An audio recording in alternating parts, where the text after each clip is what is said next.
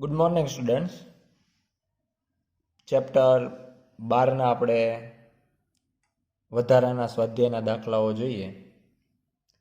11મો, નીચેના પ્રશ્નોના જવાબ આપો જે તમને થોમ્સન મોડેલ અને રધરફર્ડ મોડેલ વચ્ચેનો તફાવત સમજવામાં સારી મદદ કરશે.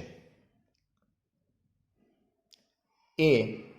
પાતળા સુવર્ણ વરખ વડે થતા આલ્ફા કણોના વિચલનના સરેરાશ કોણ અંગે થોમ્સન મોડેલનું પૂર્વાનુમાન રધરફર્ડ મોડેલના પૂર્વાનુમાન કરતાં ઘણું ઓછું, લગભગ તેટલું જ કે ઘણું વધારે છે.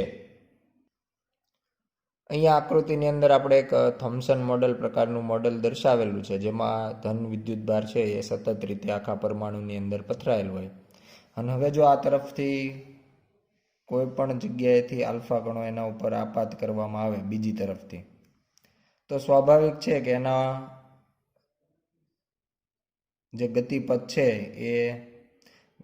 એની સામે કોઈનો કોઈ ધન વિદ્યુતભાર આવવાનો જ છે, અને એના કારણે અંતે એવું ગણી શકાય કે એનું કંઈક વિચલન કોઈ પણ દિશામાં થઈ શકે. એટલે અલગ અલગ કોણે આ જે આલ્ફા કણો છે એ જવાના છે, પણ પાછળની દિશામાં જે એનું પ્રકીર્ણન થવું જોઈએ એ અહીંયા આપણને ઓછું મળશે, કારણ કે આખામાં વિદ્યુતભાર ફેલાયેલો છે. એટલે બધાની પરિણામી અસરના કારણે એનું આગળ તરફ જ વિચલન જોવા મળશે. પાછળ તરફ જવાનો શક્યતાઓ હોતી નથી, કારણ કે એટલું બધું અપાકર્ષણ બળ લાગશે નહીં. બીજું આપણે રધરફર્ડ મોડેલ દર્શાવ્યું છે એના અંદર આપણે ઇમ્પેક્ટ પેરામીટરને પણ ધ્યાનમાં લેતા હોઈએ. એટલે અહીંયા જો કોઈ આલ્ફા કણ હશે તો એવું કહી શકાય કે એ 180 ડિગ્રી જેટલું પ્રકીર્ણન અનુભવશે. પરંતુ જો અહીંયા કોઈ આલ્ફા કણ હશે તો એવું કહી શકાય કે એને અહીંયા જે ન્યુક્લિયસ છે એવો વિચાર રધરફર્ડ મોડેલમાં કરવામાં આવ્યો છે, તો એના કારણે એવું બની શકે કે ખૂબ જ ઓછું વિચલન અનુભવે. એટલે ખૂબ મોટું વિચલન પણ જોવા મળે અને ખૂબ નાનું વિચલન પણ રધરફર્ડ મોડેલમાં જોવા મળે, જ્યારે થોમ્સન મોડેલમાં લગભગ આપણને ઓછું પ્રકીર્ણન જોવા મળે, વિચલન જોવા મળે. પરંતુ જો સરેરાશની વાત કરીએ તો આમાં બધાનું થોડું થશે, એટલે સરેરાશ પણ આપણને થોડું મળશે. અહીંયા આપણે સરેરાશની વાત કરીએ તો ઘણા જે આલ્ફા કણ છે એનું પ્રકીર્ણન 0 પણ હશે અને ઘણાનું 180 પણ હશે. પણ મોસ્ટ ઓફ જે છે એ આપણને પાછળની દિશામાં ખૂબ જ ઓછા મળે. નોર્મલી આપણને વચ્ચેના ગેપમાંથી જે પસાર થશે બે ન્યુક્લિયસ વચ્ચેથી એનું પ્રકીર્ણન ઓછું મળે, અને સરેરાશ પણ કહી શકાય કે થોડું મળે. એટલે બંનેની જે રેન્જ લેવામાં આવે, સરેરાશ લેવામાં આવે, તો સરેરાશ માટે લગભગ મૂલ્યો સરખા જ હશે. એટલે લગભગ તેટલું જ હશે એવું આપણે કહી શકીએ. બી. પશ્ચાદવર્તી એટલે કે પાછળ તરફનું, જેમાં 90 કરતાં મોટા કોણે કણોનું પ્રકીર્ણન થતું હોય ની સંભાવના અંગે થોમ્સન મોડેલનું પૂર્વાનુમાન રધરફર્ડ મોડેલના પૂર્વાનુમાન કરતાં ઘણું ઓછું, લગભગ તેટલું જ કે ઘણું વધારે છે. અહીંયા આપણે એના જવાબમાં જ બીનો જવાબ પણ આપી દીધો કે થોમ્સનના મોડેલમાં પાછળ જે ખૂબ અપાકર્ષણ બળ લાગે એના કારણે આવે, પણ એવું અપાકર્ષણ બળ જ્યારે ધન વિદ્યુતભાર સમગ્ર પરમાણુમાં ફેલાયેલો હોય ત્યારે એટલું બધું પ્રબળ અપાકર્ષણ બળ લગાડતો નથી. પણ જ્યારે ઇમ્પેક્ટ પેરામીટર બી બરાબર 0 હોય એવા આલ્ફા કણ માટે એ પ્રબળ અપાકર્ષણ બળ ધરાવે, કારણ કે બધો જ ધન વિદ્યુતભાર કેન્દ્રિત થયેલો હોય. એટલે રધરફર્ડ મોડેલમાં છે એ પ્રકીર્ણન કોણ 90 હોય એવા સંખ્યા મળી રહે, જ્યારે થોમ્સન મોડેલમાં મળતી નથી. એટલે ઘણું જ ઓછું થોમ્સન મોડેલમાં મળે એવું આપણે કહી શકીએ. સી. પ્રયોગથી એવું જણાય છે કે બીજા પરિબળો અચળ રાખતા ઓછી જાડાઈ ટી માટે મધ્યમ કોણે પ્રકીર્ણન પામતા આલ્ફા કણોની સંખ્યા ટીના સમપ્રમાણમાં છે. ટી પરની આ સમપ્રમાણતા શું સૂચવે છે? અહીંયા આપણે રધરફોર્ડ મોડેલ જે બતાવ્યું છે એમાં જો જાડાઈ ખૂબ જ ઓછી હોય તો આપણે કહી શકાય કે જાડાઈની અંદર જે છે એક જ ન્યુક્લિયસ હશે અને એ પ્રમાણે એ કોઈ પણ આલ્ફા કણ છે એ માત્ર એક જ ન્યુક્લિયસના અસરના કારણે પ્રકીર્ણન અનુભવતો હશે. પણ જો આપણે આ જે જાડાઈ છે એ વધારી દઈએ તો એમાં એક જ લેયર નહીં હોય પણ ન્યુક્લિયસના પણ ઘણા બધા લેયર હશે. તો કોઈ એક આલ્ફા કણ છે એ આ બાજુથી આવે તો એ ઘણા બધા ન્યુક્લિયસની અસરના લીધે સંયુક્ત રીતે કંઈક વિચલન અનુભવે. એટલે એનું જે વિચલન થાય એ ઘણા બધા ન્યુક્લિયસની અસરના કારણે હોય, માત્ર કોઈ એક ન્યુક્લિયસના કારણે નહીં. પણ જો આપણે જાડાઈ ઓછી લઈએ તો કહી શકાય કે એનું જે અથડામણ થશે એ માત્ર એક જ ન્યુક્લિયસ સાથે થાય અથવા એક જ ન્યુક્લિયસની અસરના કારણે એ વિચલન અનુભવે. એટલા માટે આપણે કહી શકાય કે જાડાઈ જે છે એના સાથે સમપ્રમાણમાં હશે. ડી, પાતળા વરખ દ્વારા કણોના પ્રકીર્ણનના સરેરાશ આલ્ફા કોણની ગણતરીમાં એક કરતાં વધુ પ્રકીર્ણન થવાનું અવગણવું કયા મોડેલમાં સંપૂર્ણપણે ખોટું છે? આપણે રધરફોર્ડનો જે સોનાના વરખનો પ્રયોગ છે એ આપણે જોયો છે ને એમાં આપણે ખૂબ જ પાતળો વરખ એટલા માટે જ લેતા હતા કે આપણે એક જ અથડામણ કન્સિડર કરી શકાય. એટલે રધરફોર્ડમાં તો આપણે એવું કરીએ જ છીએ કે પાતળો વરખ હોય તો આલ્ફા કણની માત્ર એક જ ન્યુક્લિયસ સાથેની આંતરક્રિયા થાય અને એના કારણે વિચલન થાય. પણ થોમ્સન મોડલની વાત કરીએ તો આપણે કહી શકાય કોઈ પણ આલ્ફા કણ જ્યારે આવશે ત્યારે આપણે એવું કહી શકીએ કે ઘણા બધા ધન વિદ્યુતભારની અસરના કારણે આ બધા જ આના ઉપર બળ લગાડશે અને એના કારણે એનું જે વિચલન થશે કોઈ પણ દિશામાં તો એ વિચલન છે એ કોઈ પણ એકના કારણે નહીં હોય. એટલે આમાં તમે અવગણી શકતા નથી. એટલે જવાબમાં આવશે થોમ્સન મોડેલ. 12મો દાખલો, હાઇડ્રોજન પરમાણુમાં ઇલેક્ટ્રોન અને પ્રોટોન વચ્ચેનું ગુરુત્વાકર્ષણ કુલમ આકર્ષણ કરતાં 10⁻40 ગણું નાનું છે.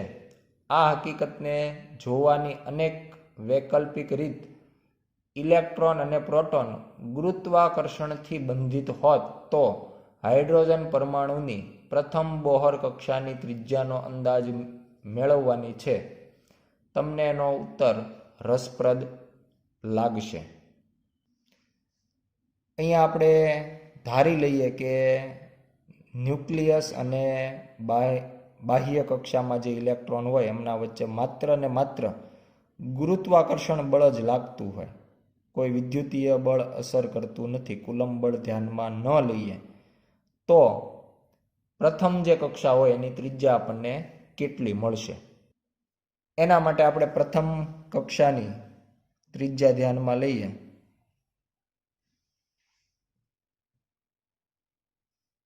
તો ત્રિજ્યાનું જે મૂળ સૂત્ર છે તો R N is equal to n²h²ε0 upon pi m e square. એમાં આપણે પ્રથમ કક્ષાની ત્રિજ્યા લઈએ છીએ એટલે એને આપણે R1 અથવા A0 બોહર ત્રિજ્યા પણ કહી શકીએ. એનું સૂત્ર બને h²ε0 upon pi m e square. આ સમીકરણની અંદર આપણે નાનો એવો ફેરફાર કરી અને જો કુલંબનો અચળાંક કે લઈ આવીએ, કારણ કે આપણે આ સમીકરણ મેળવ્યું ત્યારે તો કુલંબ બળની ગણતરી પ્રમાણે આપણે આ સમીકરણ મેળવતા હતા. તો આમાં જો આપણે સ્મોલ કે લાવવો હોય તો અંશમાં અને છેદમાં 4π વડે ગુણાકાર કરી દઈએ તો આ પ્રમાણે આપણને પદ મળશે. અને હવે અહીંયા આપણે એવું કહી શકાય કે અંશની અંદર જે 4πε0 છે એને આપણે છેદના છેદ તરીકે લખીએ. એટલે R ઇઝ ઇક્વલ ટુ અંશમાં માત્ર h² છેદમાં થઈ જશે અહીંયા 4π છે અને આગળ લઈ આવીએ એટલે 4 અને પાઈ ઇન્ટુ પાઈ એટલે 4π² એમ ઈ સ્ક્વેર. અને હવે આપણે જે વાત કરતા હતા કે 4πε0 છેદના છેદ તરીકે એટલે આના છેદ તરીકે આપણે લઈએ 4πε0, એટલે આ પ્રમાણેનું પદ બનશે. અને 1/4πε0 એને આપણે કે કહીએ છીએ, તો એ કે જે છે એના ઉપરથી સમીકરણ બનશે h²/4π² m² સ્મોલ કે, જે કુલમ્બનો અચળાંક દર્શાવે છે. એટલે ત્રિજ્યા માટે પહેલી કક્ષામાં જ્યારે ઇલેક્ટ્રોન હોય ત્યારે એની ત્રિજ્યા આ પ્રમાણેના સૂત્ર દ્વારા લખી શકાય. હવે આપણે આ સમીકરણની અંદર જે ke² આપણને મળે છે, કેની સાથે e² ગુણાકારમાં છે, તો બંને કુલંબ બળ અને ગુરુત્વાકર્ષણ બળની જો આપણે સરખામણી કરીએ તો એમાં કુલંબ બળ છે તો એમાં અંશમાં ke²/r² આવશે, ke²/r². જ્યારે ગુરુત્વાકર્ષણ બળ હોય તો gm1m2/r². છેદમાં તો બંને વ્યસ્ત વર્ગના નિયમ છે એટલે r² તો આવે જ. અંશમાં જો કુલંબનો નિયમ વાપરીએ તો એ પ્રમાણે ke²/r² આવે. અને જો ગુરુત્વાકર્ષણનો નિયમ વાપરીએ તો gmp/me/r² આવે. અહીંયા આપણે જે વાત કરવાની, તો કહી શકાય કે ke² કુલંબ બળ હોય તો ke² આવે. પણ આપણે અહીંયા કીધું છે કે આપણે કુલંબ બળને ધ્યાનમાં નથી લેવાનું, માત્ર ગુરુત્વાકર્ષણ બળ પ્રોટોન અને ઇલેક્ટ્રોન વચ્ચે છે એવું વિચારી લઈએ, તો ke² જે અહીંયા આપણને મળે છે એની જગ્યાએ તમે gmp/me પ્રોટોનનું દળ, ઇલેક્ટ્રોનનું દળ એ મૂકી શકો અને એનાથી આપણને ત્રિજ્યાનું સમીકરણ મળશે. r g કહી દઈએ, ગુરુત્વાકર્ષણને લીધે ત્રિજ્યા કેટલી, તો h²/4π² m e² k એના જગ્યાએ કેપિટલ G mp/me આ પ્રમાણેનું આખું સમીકરણ છે એ આપણને મળશે જો માત્ર ગુરુત્વાકર્ષણને જ ધ્યાનમાં લઈએ તો.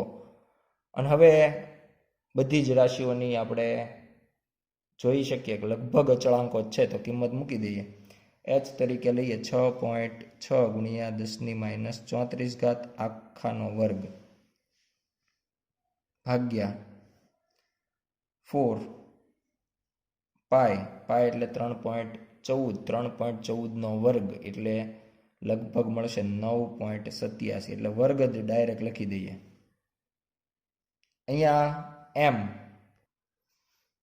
m છે ઇલેક્ટ્રોનનું દળ દર્શાવે છે એટલે જોઈ શકાય m e 2 વખત થશે એટલે 9.1 × 10⁻31 kg નો વર્ગ ગુણ્યા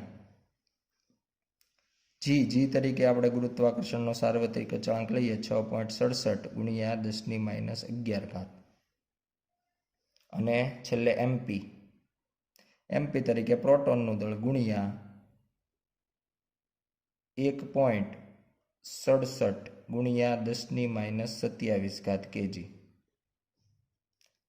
તો આ પ્રમાણે જે કાંઈ સમીકરણ આપણે બનાવ્યું છે એમાંની બધી જ કિંમતો આપણે મૂકી દીધેલ છે.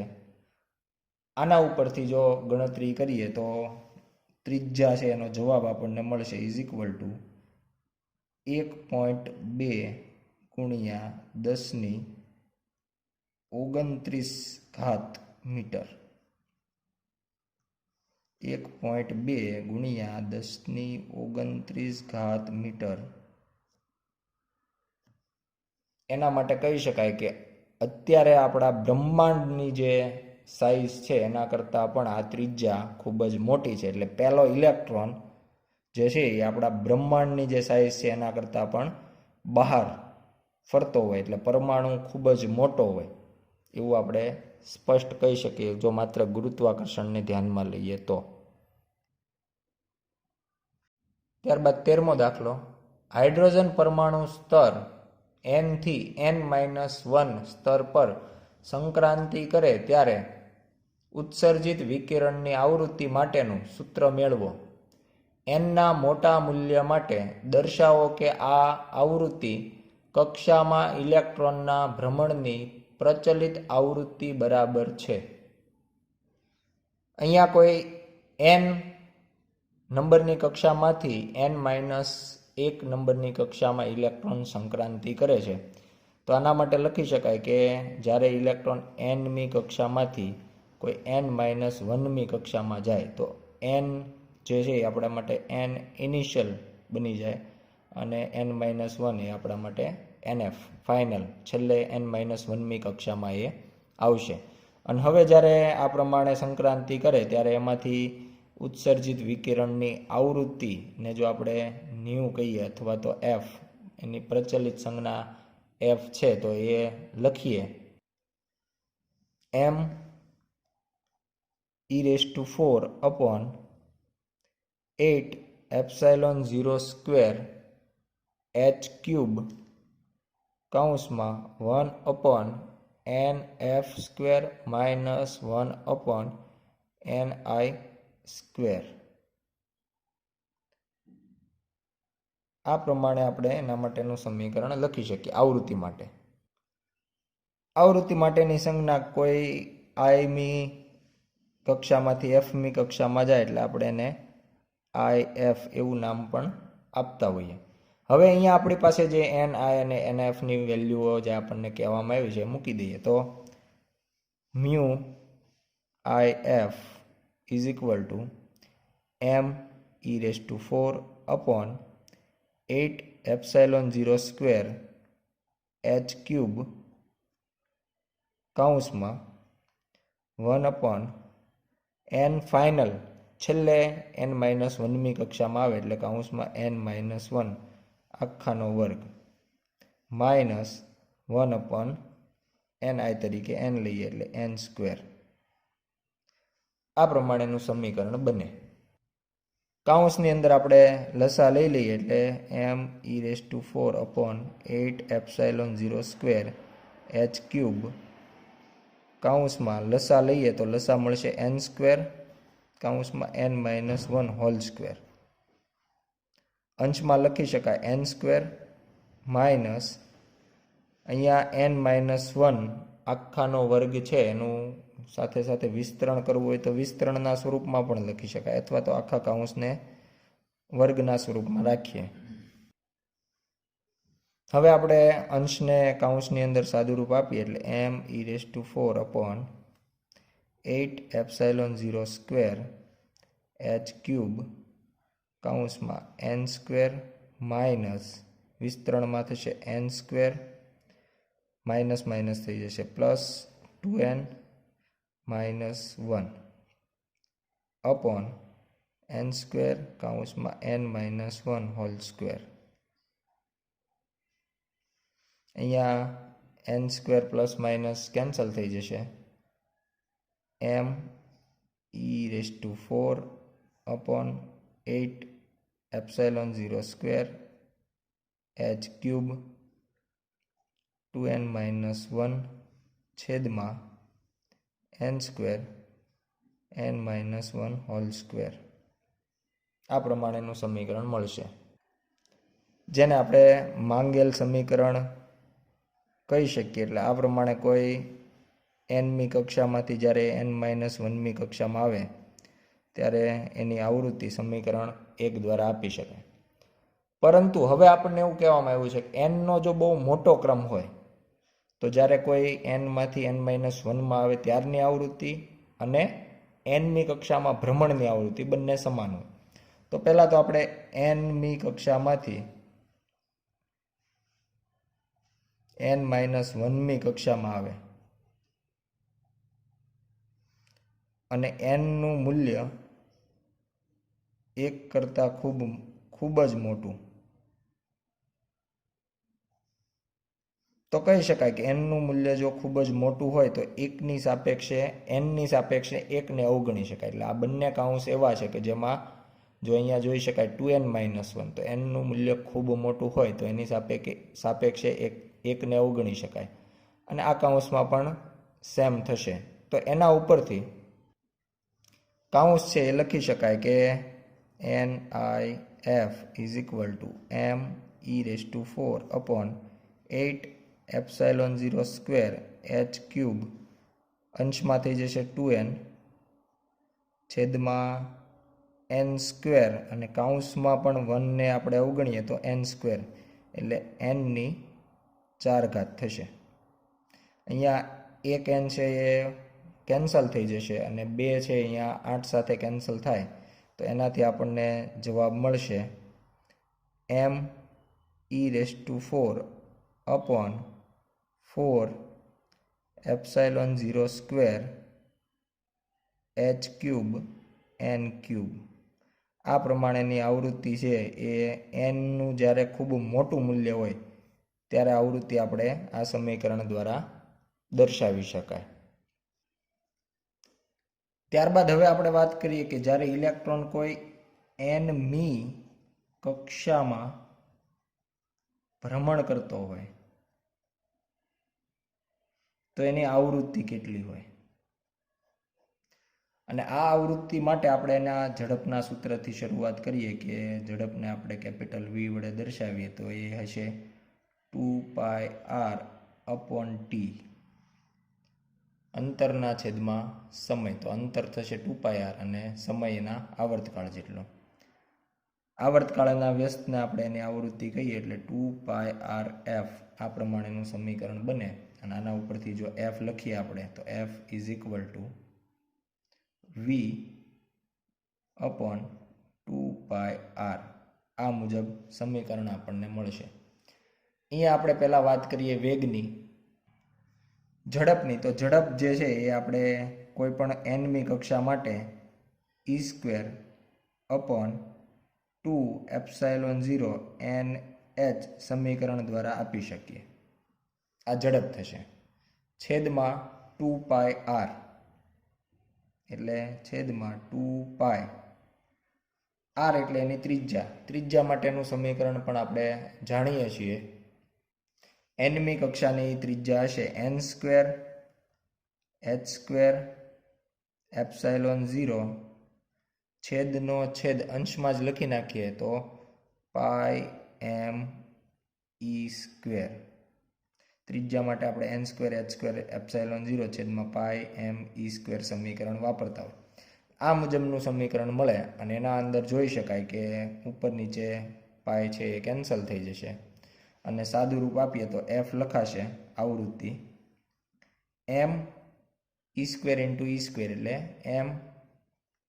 me⁴ અપોન 2 × 2 એટલે 4 ε0 × ε0 square n × n² n³ h × h² એટલે h³. તો આ પ્રમાણે આપણે f માટેનું જે સમીકરણ છે કોઈ પણ nમી કક્ષામાં જ્યારે એ ભ્રમણ કરતો હશે ત્યારે એની આવૃત્તિ એ સમીકરણ નંબર 3 વડે આપી શકાય. અને આ જે સમીકરણ છે એ સમીકરણ નંબર 2 જેવું જ છે. me⁴ upon 4 ε0² h³ n³, 4 ε0² h³ n³. એટલે જોઈ શકાય કે જો એ કોઈ nમી કક્ષામાંથી n-1મી કક્ષામાં આવે અને જે વિકિરણનું ઉત્સર્જન કરે એની આવૃત્તિ અને જ્યારે કોઈ nમી કક્ષામાં ભ્રમણ કરતો હોય ત્યારની પ્રચલિત યંત્રશાસ્ત્ર મુજબની આવૃત્તિ બંને આપણને સમાન મળે. પણ કન્ડિશન એ છે કે જ્યારે nનું મૂલ્ય 1 કરતાં ખૂબ જ મોટું હોય ત્યારે જ આવું બનશે. આભાર.